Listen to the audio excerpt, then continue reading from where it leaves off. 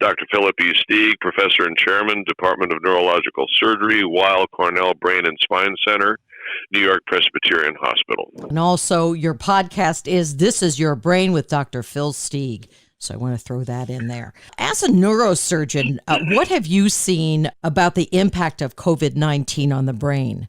I guess you've seen up close and personal what it's doing.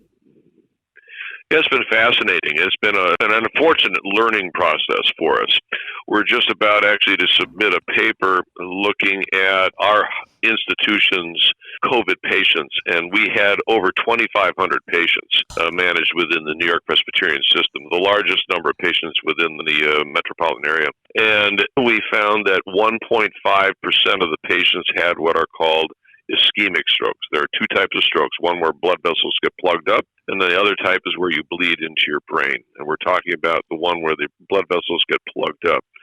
And this 1.5% rate is 7 times higher than the average number of strokes seen in patients that have routine influenzas. So one of the major concerns that we as neurosurgeons deal with is the risk of stroke. Other things that you see, if you look at the Chinese experience, over 30% of the patients had specific neurologic symptoms, which included dizziness, headache, impaired levels of consciousness, gait instability, and even seizures. Everybody has heard about the peripheral nervous system effects, the loss of smell, the loss of taste, some visual changes, and some pain. But, as a neurosurgeon, the things we worry about most is the effect that it has on the blood vessels, resulting in either blocking them or in bleeding into the brain. Do you usually find the flu affecting the brain, the regular old garden variety flu? Is this something new? No, that was the point of our paper that we're going to be getting out hopefully today is, in looking at routine influenza, routine flu, we've found in our population, which is a big one, that the risk of having these brain impacts or strokes, specific kind of brain impact, stroke, is elevated over 7 times. Now, everybody with the flu has a little bit of headache, a little bit of dizziness and things like that, but not these severe things like seizures and gait instability and strokes. Why do you think that COVID-19 is causing strokes and who's most at risk? We found that the most strokes occur in the elderly patients with severe infections. In addition to that, the elderly patients have secondary disorders, meaning that they have diabetes, high blood pressure, heart disease, other things like that. So it sets them up. So it's the very sick patient with other problems. We are hearing about people with strokes and heart attacks afraid to come to the ER, and that seems to be a big problem. How would you address that? How is that going to be overcome? What I would do is I would like to reassure your listeners that despite the fact that we were taking care of this pandemic crisis in New York City, the hospital was still open for managing medical and surgical emergencies. We did that without turning an eye. What we had to do was turn down the volume of the elective procedures. It's really unfortunate. What we have found, I had several patients during this crisis that laid around at home for about 5 days after they had a ruptured aneurysm in their head. We've had patients coming in that have had strokes, and they kind of laid around hoping it would go away. We've had patients with massive brain tumors that just hoped that they were going to get better. I would want to reassure patients that they can come to the emergency room. The hospital has made all the arrangements that we possibly can following the Department of Health guidelines and the CDC guidelines to isolate COVID-positive patients from patients that we don't know whether they're positive, they don't have symptoms.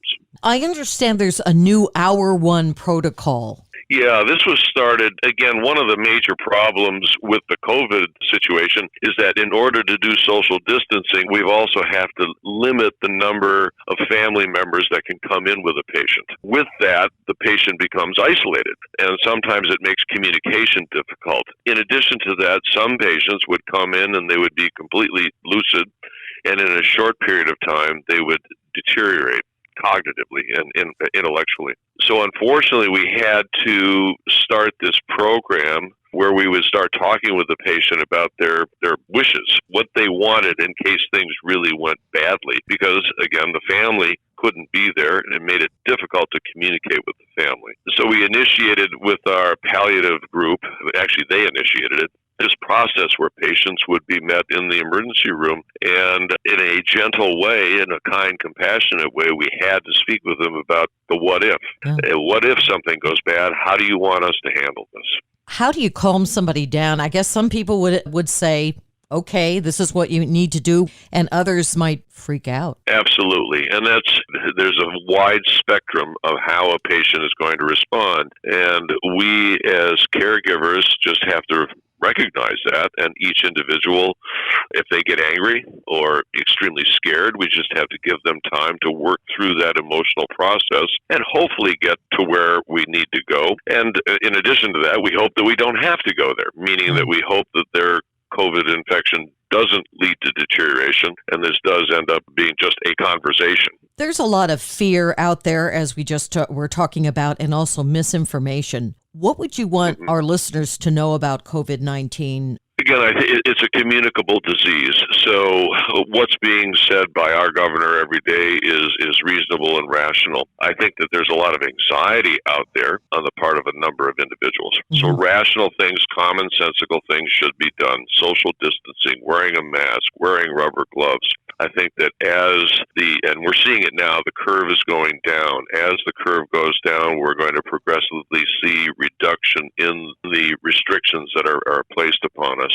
There's the whole emotional thing that goes on between the economy and the disease. I can't comment on that, but the emotional well-being of our patients and also our healthcare providers is extremely important to us. Within the institution, our Department of Psychiatry has been on 24-hour call to help our professional staff cope with the stress, but they're also on call, obviously, to help any patient and or a patient's family that may be having difficulty with this.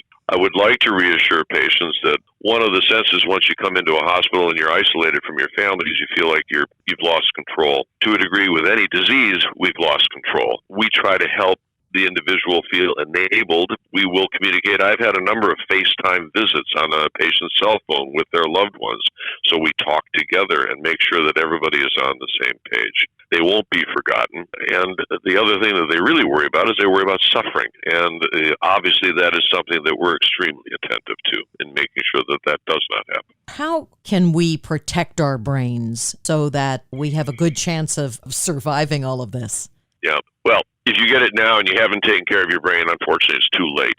That's the purpose of my podcast, This Is Your Brain. It teaches you how to take care of your brain so that when things like this occur, you're somewhat ready for it. So the commonsensical sort of things that a patient or anybody can do is a heart-healthy, brain-healthy lifestyle, which means you get regular sleep, regular social interaction, now 6 feet apart with face masks and gloves. You can look up either the American Heart Association Mediterranean diet, the DASH diet, the MIND diet. Those are all very appropriate variations of the Mediterranean diet. Regular exercise is important, and certainly getting 7 hours of sleep at night is a good thing. And then other things that you can do is the meditation and yoga and things like that. Physical exercise is important. Getting your heart rate up for 30 minutes throughout the day. I don't really advocate, for the elderly patient, I don't advocate going out and pounding on the pavement and running, because that has secondary impacts on your disc spaces in your spine, and then you start complaining of low back pain and joint pain. But certainly getting out for a power walk, working on a stationary bicycle or an ergonomic machine or Stairmaster, i.e. low-impact kinds of things. And not doing 300-pound snatch and jerks, but doing low weights with lots of repetitions or with bands. And certainly as we age, lots of stretching in order to maintain balance. And doing balancing exercises is extremely important. I think people are actually going, or some people anyway, will actually listen during this time of isolating at home. I'm hopeful. I mean, I think that, let's face it, we all have more time to reflect, more time to read, more time to be with our families. There are some, in this day and age now with all this social media going on, I've seen some really good little excerpts about what life used to be and how we've gone back to that. And I am hopeful that people are attentive to that we can try to, in New York, that's difficult to do, I think, staying away from the hustle and bustle. But I'm hopeful that people are more attentive to their personal needs. Anything else you want to add? You were fantastic as always. I hope that we've gotten the message across about what to do long term, and I hope that we've alleviated fears for people that are listening to this. That yes, it's a serious disease, but I guess the one thing that we would remember is every day in the news we see that they're talking about the number of deaths, 25,000 deaths, but the mortality rate, since we don't really know what the number of infected people is, the mortality rate, i.e. dying from this, is really quite low. It's around 1%.